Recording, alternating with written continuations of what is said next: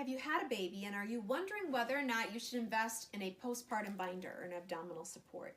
There's a lot of controversy out there. Some people say no, don't bind your belly. Other people say yes. I'm more of a fan of yes. I think there is some value to postpartum binding in that first 4 to 6 weeks after you've had a baby. Why is that? Well, this is kind of like an injured area. Think about it like a sprained ankle. We wouldn't think twice about wrapping up a sprained ankle to support the joint and the structures above and below it. Not forever, we're not going to wear it forever, but just enough to let the tissues heal. Plus, research shows us that connective tissue needs this low load in order to regenerate.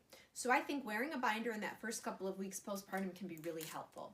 How do you know which kind of binder to buy? There's so many out there on the market. I think if you haven't had a significant abdominal separation that you know of or any other major condition, that you can get away with just a very generic postpartum wrap that you could get at any old store. You are going to put this around your body.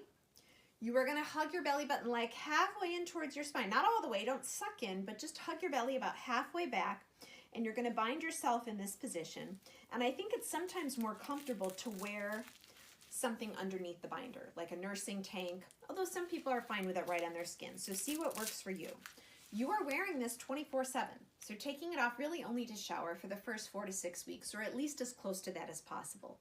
Why are you wearing this at night? Well, think about what you're doing at night. You're laying in bed, the baby's either in bed with you or in a bassinet next to you, and you're popping up so many times every night. Is the baby breathing? Is the baby okay? And this is a really tender area. So keeping a binder on at night when you're doing all those nighttime pop-ups can prevent or at least help with some support to the abdominal region.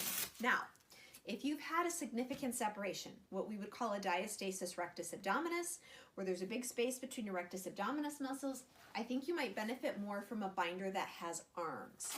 Why is that? Well, you have your six-pack muscles here, and they've separated. So we're looking to take one six-pack muscle, move it this way, and the other six-pack muscle and move it this way, and that's really hard to do when you're just sucking it in with a binder. So having a binder with arms can be really, really helpful. And when you would put this binder on, it would look something like this. You would kind of accordion fold up these straps. Same thing, you're going to hug your belly like halfway in, not all the way in, but you're going to use the heel of your hand to kind of push the six-pack muscle over before you bind yourself here. And now same thing here, you're going to use the heel of this hand to push this part of the binder over. And now this lower strap, I want you to use like a scoop because I don't want to do a lot of pressure down on your pelvic floor. So this lower band, you're going to lift the belly up and over.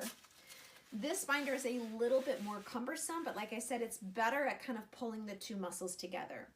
Regardless of what binder you choose, I think it can be really helpful, but at the 6 to 8 week mark, it's time to take the binder off and let your muscles do the work of getting strong. And how would you do that? No better way to do that than to take my 6-week postnatal Pilates class. My name is Carrie Koziel, and I'm a women's health physical therapist and a postnatal Pilates specialist. So I've designed a program that's a combination of education and expertly designed exercises so that your muscles can now do what the binder was doing. Log on to carriekoziel.com to learn more.